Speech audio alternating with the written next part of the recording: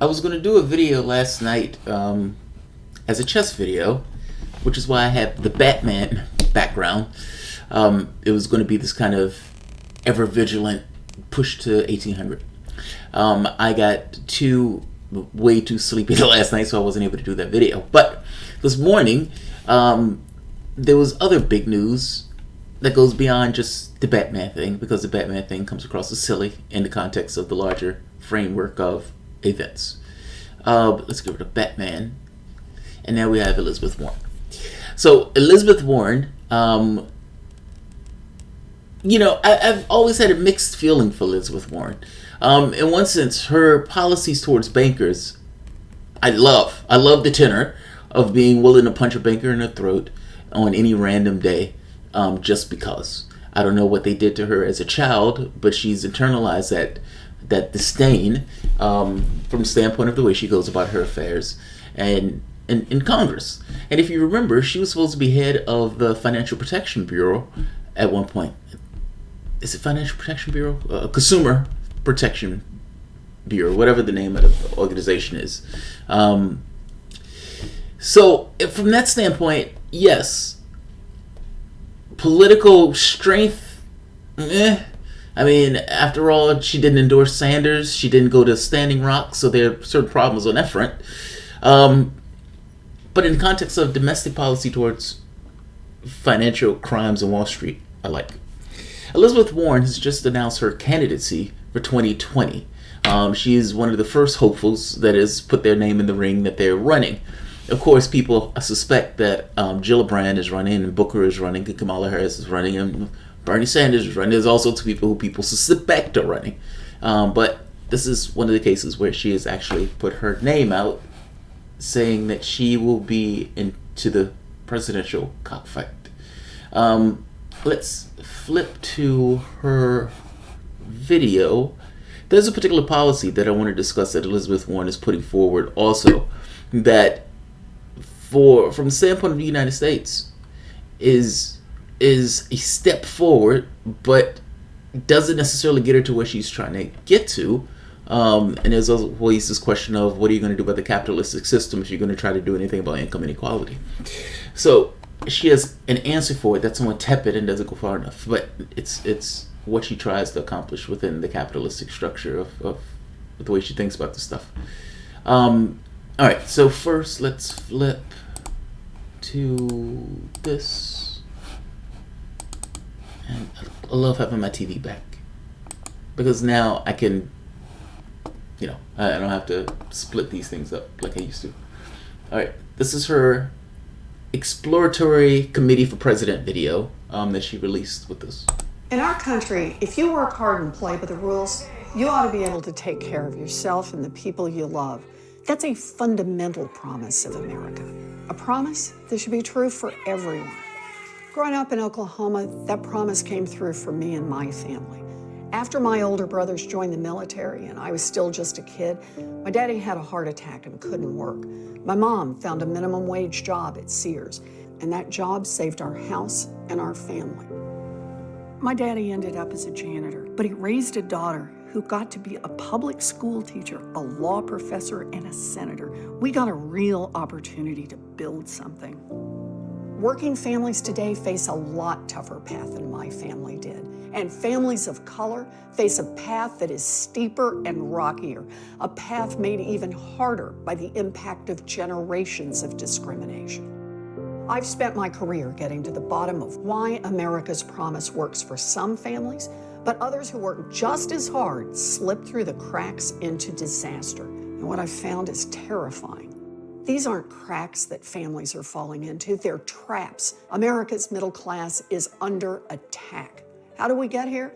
Billionaires and big corporations decided they wanted more of the pie, and they enlisted politicians to cut them a fatter slice. They crippled unions so no one could stop them. We're going to turn the bull loose. Dismantled the financial rules meant to keep us safe after the Great Depression. and cut their own taxes so they paid less than their secretaries and janitors. It's time to write the rules for the middle class. After Wall Street crashed our economy in 2008, I left the classroom to go to Washington and confront the broken system head on. Elizabeth Warren, apparently not afraid to tangle with Wall Street. Elizabeth Warren is heading into the lion's den. Mrs. Warren goes to Washington. She did. We created America's first consumer watchdog to hold the big banks accountable. A woman who has warned of another meltdown if Washington doesn't straighten up. I never thought I'd run for office, not in a million years. But when Republican senators tried to sabotage the reforms and run me out of town, I went back to Massachusetts and ran against one of them. And I beat him. And we are going to turn Washington back to the people. Who do we love? Warren! Who do we love? Warren! Who do we love? Warren! Today, corruption is poisoning our democracy. Politicians look the other way while big insurance companies deny patients life-saving coverage, while big banks rip off consumers, and while big oil companies destroy this planet. Our government's supposed to work for all of us, but instead, it has become a tool for the wealthy and well-connected. The whole scam is propped up by an echo chamber of fear and hate, designed to distract and divide us. People who will do or say anything to hang on to power point the finger at anyone who looks, thinks, prays, or loves differently than they do. Build that wall. But this dark path doesn't have to be our future. We can make our democracy work for all of us. We can make our economy work for all of us. We can rebuild America's middle class, but this time we gotta build it for everyone. No matter where you live in America, and no matter where your family came from in the world, you deserve a path to opportunity, because no matter what our differences, most of us want the same thing: to be able to work hard, play by the same set of rules, and take care of the people we love. That's the America I'm fighting for. And that's why today I'm launching an exploratory committee for president. But the outcome of this election will depend on you. In the last 2 years, millions of people have done more than they ever thought they would to protect the promise of America. And here's what we learned. If we organize together, if we fight together, if we persist together, we can win.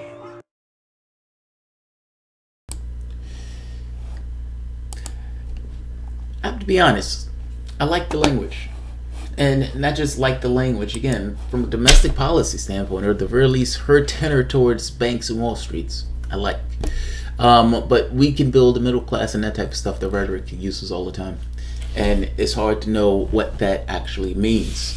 I'm going to do a separate video going through Elizabeth Warren's policies on this stuff. But there's one policy I want to highlight that is interesting, hits at something that I think she's trying to go for, but it's not going to get her the bang for her buck that she wants. So Elizabeth Warren wants to have a bill would have corporations employees elect nearly half of the board members. She's trying to assert a certain governmental control over corporations. She introduced the Accountable Capitalism Act, which has certain provisions. Requires very large corporations to obtain federal charter as a United States corporation. That's, if I am not mistaken, corporations used to have to do that with the idea that the United States could essentially corporate death revoke the charter. So, that's not petty. I mean, the question becomes, will they ever revoke a charter? And if the people who are holding the reins to that particular thing are in line with those same corporations, then it becomes somewhat of a meaningless thing. I guess it gives it the powers to do something without the will to ever to do anything. The new federal charter obligates company directors to consider the interests of all corporate stakeholders, including employees, customers, shareholders, and the communities in which the company operates. The approach is derived from the thriving benefit corporation model that 33 states and the District of Columbia have adopted, and that corporations like Patagonia, Danone, North America, and Kickstarter have embraced with strong results. Empowers workers in the United States corporations to elect 40% of board members. And again, this makes sense But if if you're talking about income inequality and this gap between the rich and the poor, you're gonna have to go further than just electing part of the board.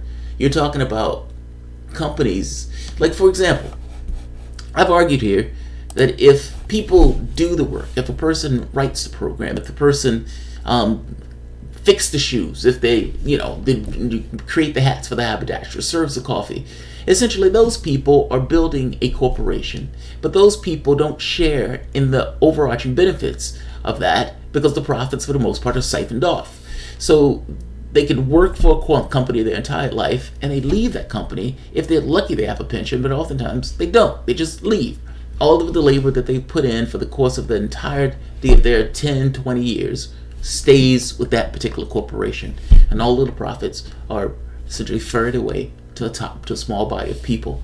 That needs to change. Now, this doesn't get you that change. That's all I'm saying. It's a step forward, but this is not step forward in a way that's bold and definitive in regards to trying to deal with income inequality, which is what she's trying to deal with. And again, a certain degree of control over the private class. Restricts the sales of common shares by the directors and the officers of the United States corporations. Top corporate executives are now compensated mostly in company equity, which gives them huge financial incentives to focus on exclusively shareholder returns. To ensure that they are focused on long-term interests, all corporate stakeholders, the bill prohibits directors and officers of the United States corporation from selling company shares within 5 years of receiving them, or again, the control over the corporate structure. Prohibits the United States corporations from making any political expenditure without the approval of 75% of its directors and shareholders. Permits the federal government to revoke the charter of a United States corporation if the company has engaged in repeated or egregious illegal conduct. So that goes to the top one right here. The government itself will be able to revoke corporate death if that particular company is continually breaking the rules. Like I said, it's a step forward, and Elizabeth Warren tenor towards Wall Street and financial interests has been, consistent. The other stuff is what we should talk about. So, Elizabeth Warren has announced an exploratory committee for her candidacy. So, capitalism versus crony capitalism. Yeah, she's no Richard Wolff. She's a capitalist. Yeah, she's a capitalist. Reuben Holland. I have mixed thoughts. So do I. Elizabeth Warren was always a mixed bag for me. The question becomes her and Sanders. So one of the things, or the articles that came up earlier, was that Sanders and Elizabeth Warren were in talks. Question is, what are those talks? And if Elizabeth Warren runs, the Sanders look at this and say, okay, this is sufficient. Or not sufficient. Sanders continues to get into the race. Interesting. It's interesting. Alright, let me end this here. If you guys enjoy the content, please feel free to share, like, subscribe. Thanks all.